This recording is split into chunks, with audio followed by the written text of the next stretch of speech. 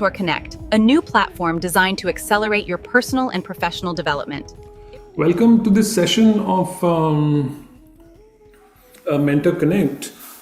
Every month we meet and we discuss various topics, and based on lots of questions that everybody asked me over the last several months, I decided that maybe I'll talk a little bit about my experiences in career exploration.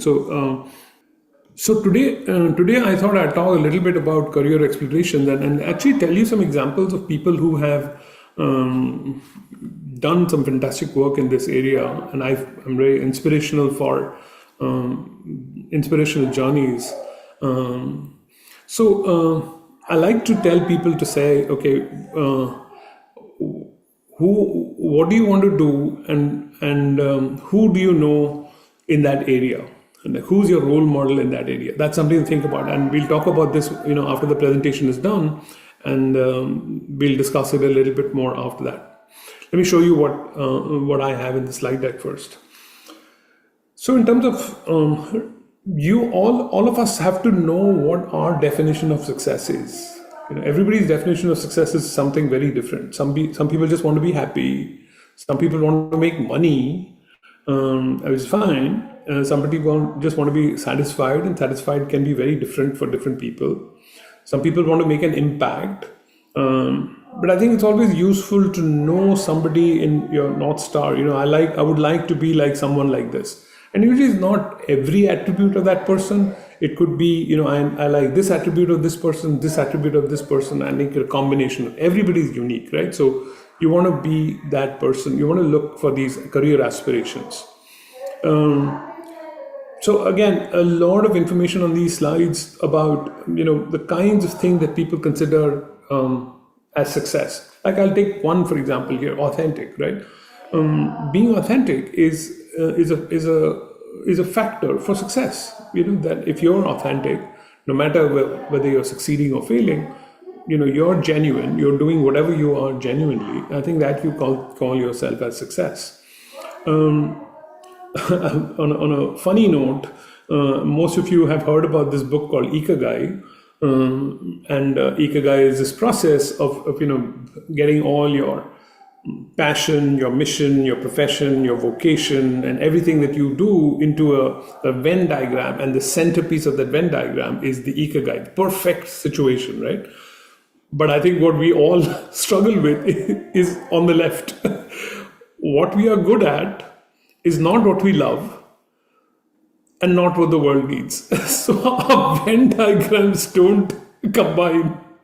So that's the problem we have. How do you combine the Venn diagrams? I love to do music, but that music is not good enough for the world. Doesn't need music right now. They want jobs. They want bioinformatics, right? I love music, but I'm not good at music. I'm more good at something else. So the beauty of Ikigai is to be able to get at least some factors of those together. I think that book Ikigai is very useful to read. For many of you, I think I have spoken about a sort of an Ikigai-ish like process where you sort of self-reflect on what is important for you, which is the center circle, then what is important beyond you, which is, I call it the city mein kya ho raha hai, to be able to practically think about what's happening beyond you. And when you're thinking about the city, don't think about you, and make a list of what's happening in your country and what's happening in the world, because ultimately what happens is all of these things impact you either directly or indirectly. Like the wars going on right now, we think, "Arey, wo wahan chal raha hai, kuch nahi hota, not affecting me." It's actually affecting you, whether it's financially, but even mentally, it's sort of very indirectly affecting you. I like to I love people's journeys. If you look at all of these people, and I'll leave it on for you to tell me who they are later on, but if you look at all of these people and you think about what made them successful, right? These words will come to mind, right? They were satisfied, they feel accomplished, they made a lot of money. But I think ultimately, interestingly, even though they may have made a lot of money, right, it is not the money that makes them successful. It is something completely different, right? So whether it's Albert Einstein or Michael Jordan or Dalai Lama or Warren Buffett, yeah. I think this is Julius Caesar, if I'm not mistaken. But and there are many others. So I love this picture. Think about why they are successful, right? And these, from an Indian perspective, these are or at least Asian perspective, Malala, Irfan Khan. When we have an interactive discussion, I ask, like, why do you think these people are successful? That's something to think about for yourself. We ourselves, though these people are very high up in there in the world order, but we have talked to so many very, very successful people, like these people listed on this slide, who are have achieved a lot of success, and through Biopatrika and through Mentor Konnect, we have a lot of videos of these interactions on YouTube. So I encourage you to go and listen to some of these just to get inspired as to what are the kind of things that make people successful. It's never like successful. There are all kinds of ups and downs in people's lives. Okay, so that's why I like to think about an introspective process to write your CV, and I call this the perfect CV, only because it is an introspective process and it has these steps in identifying things about yourself.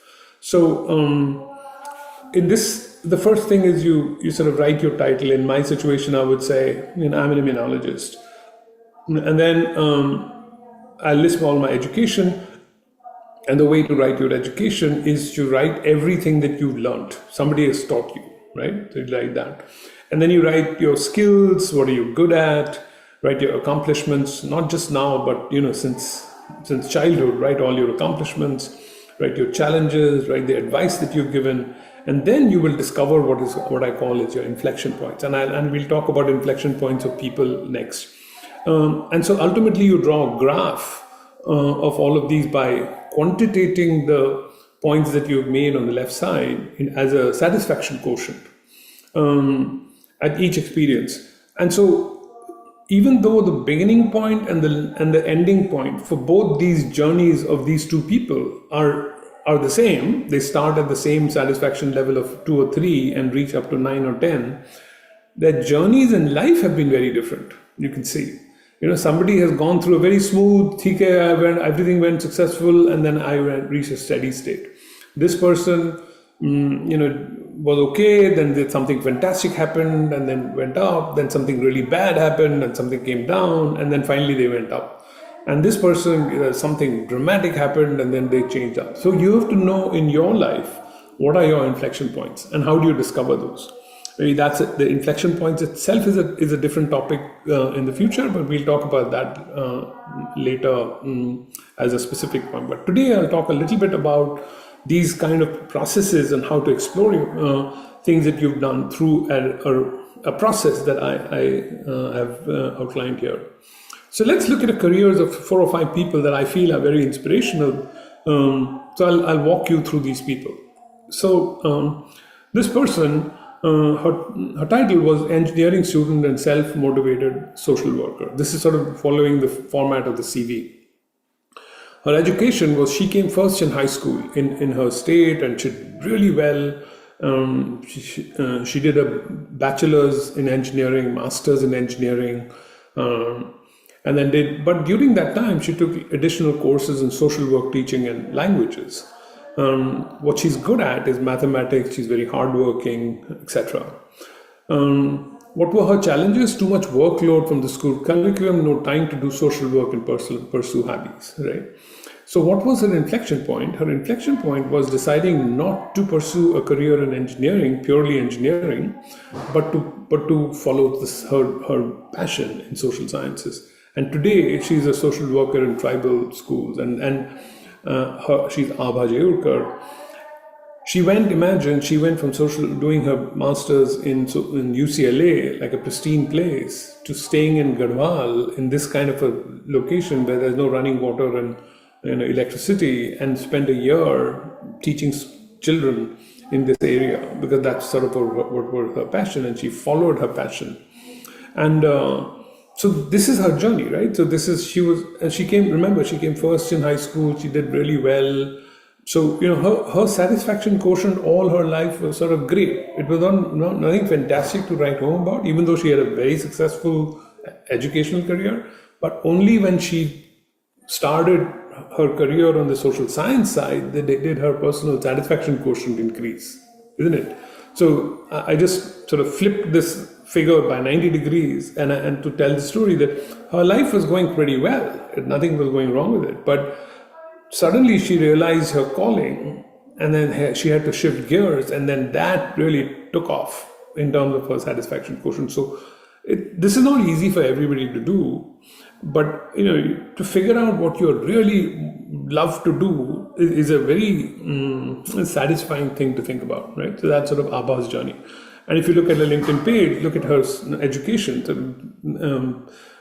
BE from BITS, then UCLA Masters, then she did education, then she went to Tata Institute of Social Sciences to do her Masters in Arts in Education, then in Philosophy, and now she's doing her law in child rights law in India. So people's journeys are very different, and depending on what you want to do, very inspirational, right? That you don't have to stick to a path that you've chosen because in high school somebody told you to do that. Let's look at another career. She is a very high-profile scientist. But one of the things I like about her is she follows. This is sort of another thing that it is absolutely okay to follow a hobby, a very passionate hobby, along with a very high-profile career. Right? So she did her master's and bachelor's in Chennai. Then she did her PhD, but she's also learned very high level of Bharatanatyam. She's a very senior leadership in large MNCs in Boston, and she also teaches Bharatanatyam. And she's always struggling with this work-life balance, company politics, a usual thing that everybody struggles with. And then her decision was to pursue both hobby and career equally.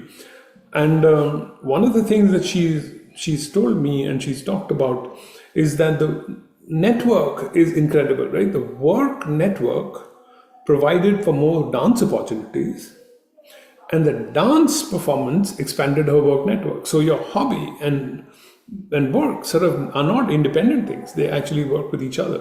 She's Meena Subramaniam. Let's look at another one. Look at two more after this. He is an engineer, but completely changed his profile. I'll tell you about him a little bit. So, born in Madhya Pradesh, went to IIT Delhi, did his PhD in Georgia Tech, loved to play the drums and guitar and music, is very good at mathematics, public speaking, and music. Lot of work pressure in PhD. He worked in a very high-profile lab. And then his inflection point was decision to move from engineering to do a PhD in biology, with none other than sort of Phil Sharp, the Nobel laureate at MIT, right? And then he switched from engineering to biology, and now is head of strategy in one of the largest firms in the world, and he's working in this area of strategy for a very long time. Amit Agarwal, he's been incredible in terms of career switches. It seems like my theme seems to be career switches rather than career progression, but you can take whatever you want from it. The next one is a very interesting person that we met, Kristen Tebby. We had gone to Egypt several years ago, and during that time we met her in one of the places, and she was on her way to South Sudan. So she was also in Egypt, but South Sudan had just formed, new country had just formed. But this is her background. So she's an educator. So she did a BA in history and education and public health from a regular university in the US. She's an elementary school teacher and loves making curriculums. She loves painting. She loves traveling. Whatever challenges became a routine job, challenges with difficult students, usual things that teachers have. Then her inflection point was her decision to accept an entry-level position in UNESCO, which is the United Nations Children's Education and Scientific Cultural Organization, right?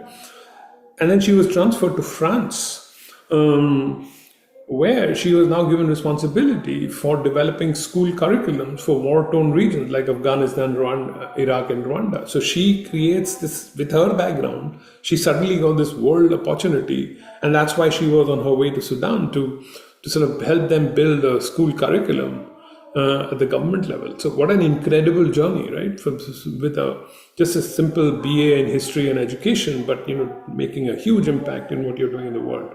Now she works in Washington, DC.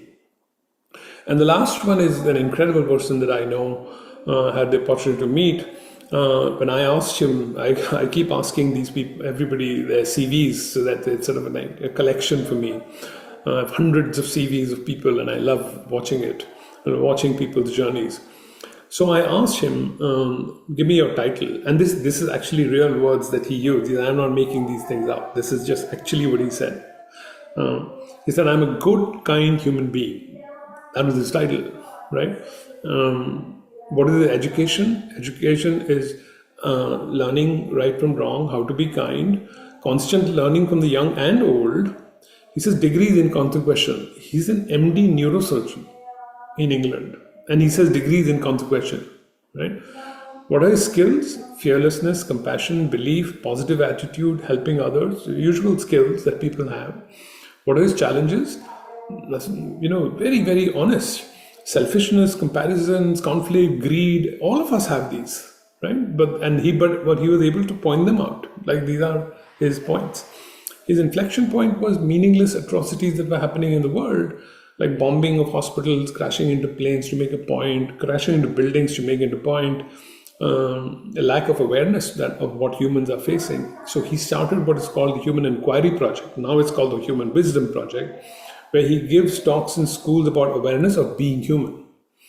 He has a whole organization around this space, and he's doing some incredible work. He's given up his day job, and this is what he does. He's Manoj Krishna. He's based out of England.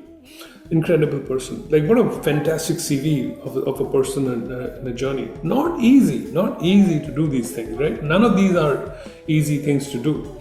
But that's what the difficult life is. So I think, it's this culture of yourself being aware of all of these things it's not just work, it is all the other things that you do that make you. So that's the most important part.